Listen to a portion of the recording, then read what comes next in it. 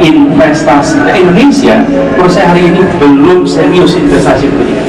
Jadi nanti kalau kita mau bicara 2045, yang 2045 itu apa aja sih? Jembatannya, bandaranya, yang emas itu. Waduh, Emas itu bukan waduh, yang emas itu bukan jembatannya, batuk. yang emas itu bukan gedungnya, yang emas itu apa ya? SDM-nya. Manusianya yang emas. Jadi kalau kita berpikir pembangunan Indonesia sebagai pembangunan fisik, salah. Pembangunan manusia. Bahkan saya enggan menggunakan istilah pembangunan sumber daya manusia. Kenapa? Kalau kita sebut sebagai sumber daya manusia, maka kita mengecilkan manusia sebagai faktor produksi. Dia sebut sebagai sumber daya. Kalau dalam perekonomian ada faktor produksi, ada modal, ada tanah, ada teknologi, ada manusia sebagai sumber daya, karena itu adalah faktor produksi ekonomi. Sehingga manusia di Indonesia jangan dipandang sebagai faktor produksi saja, tapi dikembangkan seutuhnya, termasuk aspek spiritual, aspek mental. Nah, pengembangan kualitas manusia ini yang belum dikerjakan serius.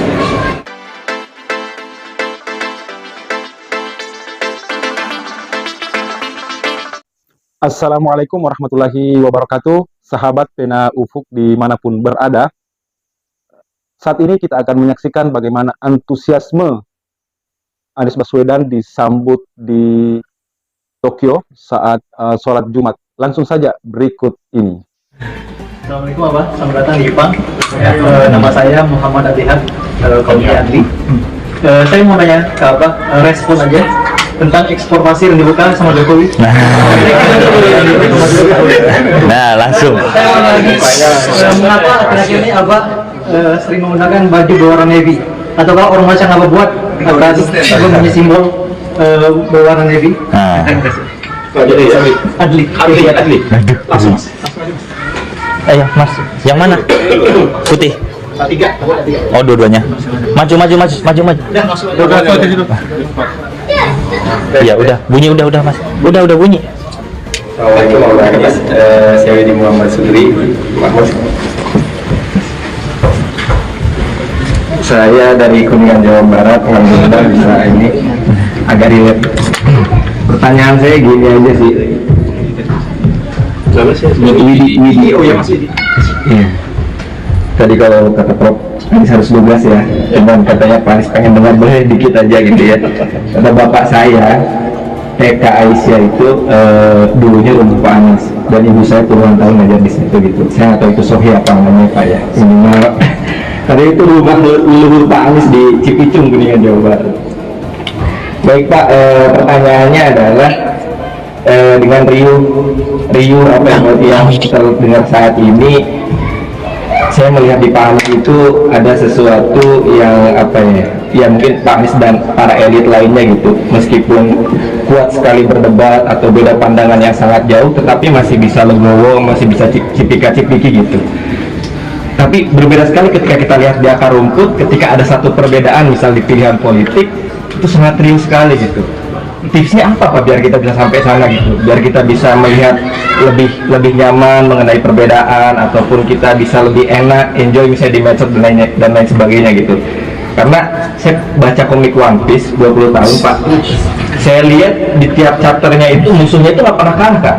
Ternyata di chapter lain musuhnya itu ngasih benefit ke dia. Itulah membuat mindset saya terhadap lawan itu berbeda. Kalau dulu tuh lawan tuh ya udah musuh gitu, tapi ternyata di kemudian hari itu ternyata lawan juga bisa jadi memberikan benefit kepada kita gitu. Nah itu yang saya lihat dari Pak Anies. Mungkin Pak Anies bisa ngasih tips ke kita gitu biar bisa lebih legowo Pak, gimana caranya yang ada di akar rumput ini gitu. Misalnya kasusnya apa tuh? Kalah Ketika dalam. misalnya Partai A mendukung Pak Anies, tiba-tiba mendukung yang lain gitu, otomatis kan anak abah ini semua substansi nggak substansi itu apa namanya diskusinya, tapi menyerang Partai A tersebut gitu misalnya, atau Partai B, Partai C. Kita nggak tahu kan dulunya Pak Anies bersama Pak Jokowi, terus juga tiba-tiba didukung sama B, didukung sama C itu Pak. Jadi gimana caranya kita tuh bisa punya pemikiran yang sama gitu, bahwa kita yang sudah terjadi, diskursus yang cukup banyak ini, kita kebingungan Pak mungkin. Jadi Boleh. mungkin Kasih jalan. begitu saja Pak, yang mungkin mau ambil angle lah. jawab dengan konkret gitu. Terima kasih Pak, jangan lupa nanti tanggal 9 November.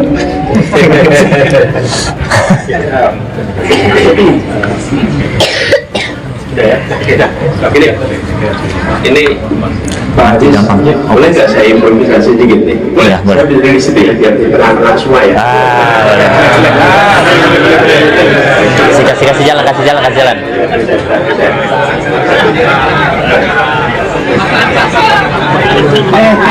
Pak Ajis, Pak Ajis. Iya.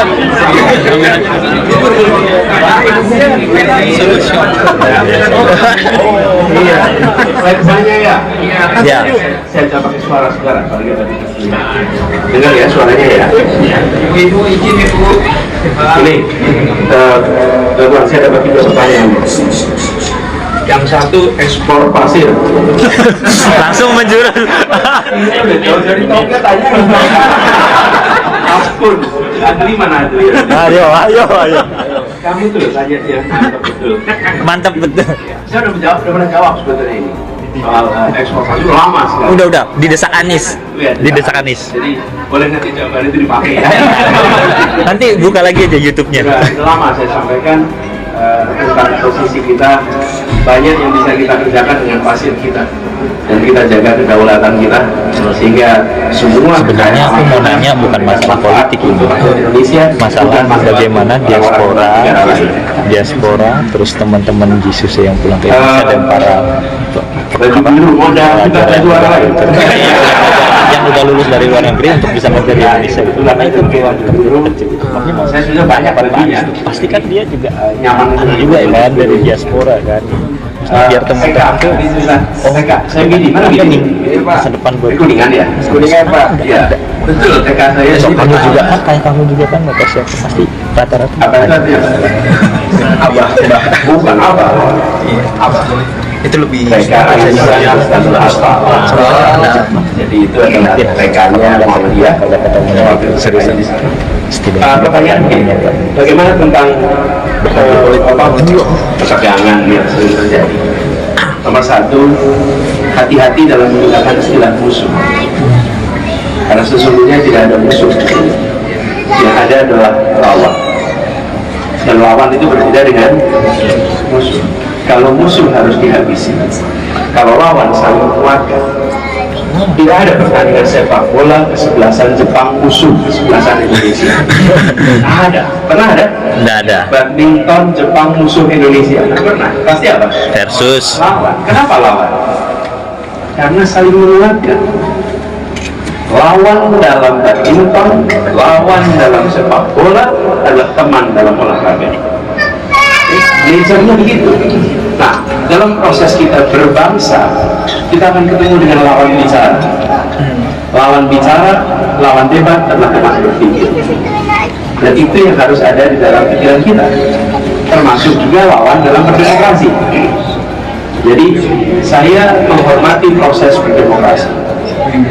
Ketika kemudian posisi menjadi lawan, maka kita akan menyampaikan pandangan gagasan yang bisa jadi perlawanan. Biarkan publik nanti memilih, biarkan publik nanti bisa melakukan assessment atas pandangan kita. Nah, yang tidak boleh kalau dalam pertandingan begitu, itu bukan tidak boleh smash. Kadang-kadang kalau smash ada yang marah itu smash. Dia ingat terus smash. Smash itu boleh, yang tidak boleh itu lempar raket. Iya. Tapi kalau smash baru bisa dibalikin bagus itu. Pertanyaan Anda main badminton di smash terus dia Anda smash. Tidak boleh, Anda balikin aja. Kalau nggak bisa balikin jangan marah-marah, kan gitu ya. Jadi teman-teman sekalian, poinnya adalah ketika kita mengikuti proses demokrasi, pahami bahwa ada ambang batas di mana perseteruan itu, kompetisi itu ada batasnya. Kalau tidak ada batasnya, kalau kompetisi tidak ada batasnya, maka rusak seluruh dunia. Itu yang dimaksud dengan kedewasaan dalam politik, kedewasaan di dalam mengelola perbedaan. Jadi kedewasaan dalam mengelola perbedaan ini penting sekali dijaga. Nah, Saya pernah ceritakan juga bagaimana rasanya bekerja mengelola akar rumput yang terdampak atas perbedaan yang tanpa batas. Itu pendukung akar rumput akan bisa jadi korban ketika yang didukung tidak memiliki ambang batas. Kenapa? Selalu begitu. Yang mendukung itu akan selalu lebih bersemangat secara artikulasi dan lain. Karena itu yang didukung harus bisa menjaga diri. Untuk apa? Untuk kita bisa memastikan bahwa kehidupan bernegara itu tetap stabil, tetap terjaga. Jadi saya menyadari betul di dalam proses politik ini pasti akan ada yang mendapatkan yang diharapkan dan tidak mendapatkan yang diharapkan. Itu pasti. Teman-teman masuk pertandingan badminton pasti tahu hasilnya menang atau kalah, betul kan? Pilihannya itu, ya paling maksimal draw. Tapi ujungnya pasti harus ada yang menang kan? Kalah. Karena itu kita harus siap dengan kondisi itu. Nah, saya berharap ini adalah bagian dari pelajaran berdemokrasi yang tiap 5 tahun kita pelajari sama-sama, supaya nanti sebagai bangsa mengalami kematangan dalam berdemokrasi. Nah, sayangnya proses pembelajaran kita 5 tahunan. Karena 5 tahunan, maka intensitasnya lebih kecil. Di banyak negara ada yang 3 tahun, ada yang 2 tahun, ada yang pemilunya jadwalnya gonta-ganti, betul ya? Di sini kan jadwalnya juga begitu kan? Kalau parlemen putuskan perdana menteri untuk maju atau mundur kan bisa bukan? Nah, tapi itu adalah bagian dari pembelajaran berdemokrasi. Nah, saya melihat ini bagian dari mematangkan dalam kita berdemokrasi. Dan penting bagi kita semua untuk mengambil hikmah dari proses ini. Sering dalam situasi 5 tahun ini dukung A, 5 tahun berikutnya dukung B, 5 tahun berikutnya dukung C, terus kemudian setelah itu 15 tahun beda-beda. Nah, apa pertanyaannya? Sebenarnya yang didukung adalah gagasan atau orang? Gagasan. Menurut saya kalau kita membicaranya di situ, maka kita luas. Gagasan, ide, ideologi. Karena itu kalau ada orang yang mengajukan diri tanpa gagasan, Anda jangan dukung. Sederhana, harus tahu gagasan. Karena tanpa gagasan, Anda tidak bisa mempertanggungjawabkan dukungan itu nanti. Jadi untuk Bung Widi, kira-kira itu ya. Lalu bagaimana dengan kekecewaan yang sudah tadinya mau mendukung jadi nggak jadi dukung? Partai udah deklarasi katanya putar balik. Dalam proses politik banyak terjadi peristiwa seperti itu. Dalam proses bisnis pun banyak Iya, begitu. bisnis. Anda ngajuin tender, udah siap, di ujung mundur dari tender. Sering nggak kejadian? Sering. Ada yang tender ini dipotong di tengah jalan. Ada yang udah mau menang nih. Ada yang main belakang dipotong dulu. Cuman bedanya, kalau peristiwa kompetisi bisnis tidak menjadi berita, tapi peristiwa kompetisi politik jadi Berita. Jadi ini kita sikapi dengan dewasa. Yang ketiga apa tadi? Sudah. Oh, memang sama. Bu Leli. Insya Allah tanggal 9 nikah ya. Mudah lancar persiapannya. Amin. Kalau perlu dipinggir dulu ya. Amin. Jadi, saya rasa kita harus bedakan. 2045 adalah 100 tahun Indonesia. Dan Indonesia emas adalah memiliki persyaratan tersendiri. Mudah-mudahan memang 100 tahun Indonesia ada Indonesia emas. Tapi menurut saya ini dua hal yang berbeda. Sekarang sudah tinggal 20 tahun. Dengan PR sebesar ini, saya rasa kita perlu waktu ekstra untuk membereskan hal-hal yang paling mendasar. Kalau kita mau serius memperbaiki, maka minimal Indonesia satu, pendidikan dari mulai TK sampai kelas 3 SMA itu merata untuk setiap anak Indonesia. Kalau itu belum ada, jangan harap Indonesia emas. SD, TK sampai SMA kelas 3, setiap anak. Saya membayangkan, dan itu dalam kampanye kemarin, salah satu prioritas utama soal pendidikan. Apa? Saya membayangkan begini, setiap orang tua, semiskin apapun, ketika istri melahirkan, ketika ibu melahirkan anak, orang tua punya keyakinan dia bisa masuk TK. Sesudah itu punya keyakinan dia bisa masuk SD, SMP, SMA sampai lulus. Tapi kalau itu tidak ada, maka orang tua yang miskin tidak punya harapan yang besar untuk Indonesia. Karena mereka akan selalu membayangkan anak saya kondisinya nanti seperti saya. Itu sebabnya kenapa waktu di Jakarta kemarin pendidikan TK sampai kelas 12 itu prioritas, supaya apa? Yang miskin sekalipun itu kalau lihat anaknya tidur malam, tidak bisa bilang, walaupun saya miskin, alhamdulillah anak saya bisa sekolah sampai SMA kelas 3, bisa sampai SMK. Itu kepastian yang paling dasar. Dan teman-teman semua berada di sebuah negara yang melakukan transformasi lewat pendidikan. Satu itu. Jepang ini berjenis pendidikan apa juga? Kalau itu nggak ditanyain, Karena pendidikan. sia-sia. Ketika restorasi Meiji dikerjakan, mereka merintan delegasi berkeliling ke Eropa Barat, Amerika, bukan sekedar kunker untuk foto-foto, dikirim fotonya.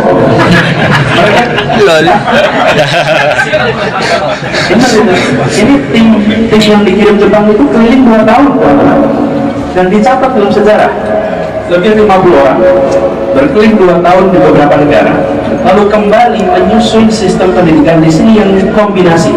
Administrasinya diambil dari negara A, kurikulumnya diambil negara B, pendidikan gurunya diambil negara C, dikombinasikan menjadi sebuah sistem pendidikan yang ada di Jepang.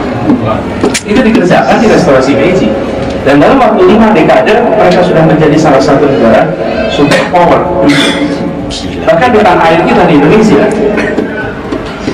Jepang itu masuknya timur asing, Eropa kelas 1, kelas 2 itu timur Asis, kelas 3 adalah Bumi Putra. Tapi sesudah tahun 1900 berapa ketika mengalahkan Rusia itu, Jenis Soviet. enggak, perang lawan Rusia 05 ya, 1905 status Jepang menjadi Eropa. Jadi di Indonesia orang Jepang itu diperlakukan seperti orang Eropa. Kenapa terjadi? Bukan apa-apa, karena investasi di bidang pendidikan. Dan saya katakan lagi, investasi. Nah, Indonesia menurut saya hari ini belum serius investasi pendidikan. Jadi kalau kita mau bicara 2045, yang 2045 itu apa aja sih? Jembatannya, bandaranya. Yang emas itu, Waduh, emas itu bukan waduh, bandara. Yang emas itu bukan jembatannya, batuk. yang emas itu bukan gedungnya, yang emas itu apa ya? SDM-nya. Manusianya yang emas. Jadi kami kita berpikir pembangunan Indonesia sebagai pembangunan fisik awal, pembangunan manusia. Bahkan saya ingin menggunakan istilah pembangunan sumber daya manusia. Kenapa? Kalau kita sebut sebagai sumber daya manusia, maka kita mengecilkan manusia sebagai faktor produksi. Dia sebut sebagai sumber daya. Kalau dalam perekonomian ada faktor produksi, ada modal, ada tanah, ada teknologi, ada manusia sebagai sumber daya, karena itu adalah faktor produksi ekonomi. Sehingga manusia di Indonesia jangan dipandang sebagai faktor produksi saja, tapi dikembangkan seutuhnya, termasuk aspek spiritual, aspek mental. Nah, pengembangan kualitas manusia ini yang belum dikerjakan serius. Teman-teman sekalian pasti tahu World Economic Forum ya? Benar ya? World Economic Forum ini diselenggarakan sekitar bulan Januari di kota apa? Davos. Setiap tahun di Davos. Itu namanya World Economic Forum. Kalau World Education Forum diselenggarakan tiap tahun berapa? Education Forum. Ada yang tahu berapa tahun? Kalau World Economic Forum tiap tahun. Kalau World Education Forum tiap 15 tahun. 15. 15 tahun. Cukup deh. Jadi World Education Forum yang terakhir itu 2015. Sebelumnya tahun 2000. Sebelumnya tahun 85. Sebelumnya tahun 70. Baru ada World Education Forum lagi tahun 2003. Belum. Coba teman-teman, kita investasi pendidikan dikerjakan sekarang, dampaknya bertahun-tahun. Jadi jangan harap ubah kurikulum hari ini besok berubah gurunya, nggak bisa. Ubah cara sistemnya, diubah sekarang tidak bisa. Begitu kita bicara pendidikan, maka kita bicara waktu yang amat Panjang. panjang. Nah ini contoh yang menurut saya harus disadari oleh bangsa Indonesia. Jadi ketika kita ketemu 2045, Ngomongin masalah itu pendidikan. dari sekarang tinggal 20 tahun. Kalau buat World Education Forum tinggal 1 kali. Iya. World Education Forum terakhir memberi komitmen setiap anak di seluruh dunia harus mendapatkan pendidikan TK. Ya kan pas dia cabut. TK itu komitmennya seluruh dunia. Dikasih tugas 15 tahun harus terlaksana. Mudah-mudahan tahun 2030 Indonesia bisa lapor bahwa Indonesia sudah mendidik setiap anak TK. Kira-kira udah belum sekarang? Belum. Selama kita nggak berikan perhatian pada preschool, preschool itu maksudnya TK Preschool. dan taman bermain, maka sulit. Contoh lihat di sini, pendidikan TK-nya seperti apa? Luar biasa, bukan? Yang anak-anaknya dari sekolah di TK di sini. Jadi, Randy, PR utama kita untuk Indonesia masih sini. Apa itu cukup? Tidak. Satu adalah kualitas manusia, yang kedua adalah demokrasi yang berfungsi dengan baik, supaya kebijakan publiknya adalah hasil diskursus yang sehat. Yang ketiga adalah sistem perekonomian berbasis pasar yang adil, free and fair market. Ketiga. Yang keempat adalah aturan hukum dan sistem hukum yang berkeadilan dan berkepastian hukum. Itu persyaratan. Yang kelima adalah infrastruktur welfare dasar yang disiapkan dengan baik. Bila 5 ini ada, insya Allah Indonesia akan bisa sampai kepada Indonesia emas, dan itu perlu waktu. Jadi teman-teman sekalian, PR ini nggak sederhana, tapi kalau dikerjakan dengan serius, saya rasa bisa. Nah masalahnya, penyusunan kebijakannya lewat proses demokrasi. Kita harus akui itu, harus lewat demokrasi. Jadi kalau kita mau percaya ide ini, ya kita harus berjuang untuk agar ide ini bisa dilaksanakan. Bila bisa dilaksanakan oleh orang lain, bismillah kerjakan. Bila tidak, kita usahakan untuk kita kerjakan di waktu siklus politik berikutnya. Amin. Itu ya kira-kira. Mantap. Ekstra. Saya. Mungkin melihat ini para buzzer makin kepanasan karena Pak Anies ini memang salah satu orang yang punya karakter yang kuat dengan konsistensi ide-idenya yang terus diperjuangkan. Ide perubahan itu tidak bisa dijegal apalagi dimatikan. Itulah Anies Baswedan.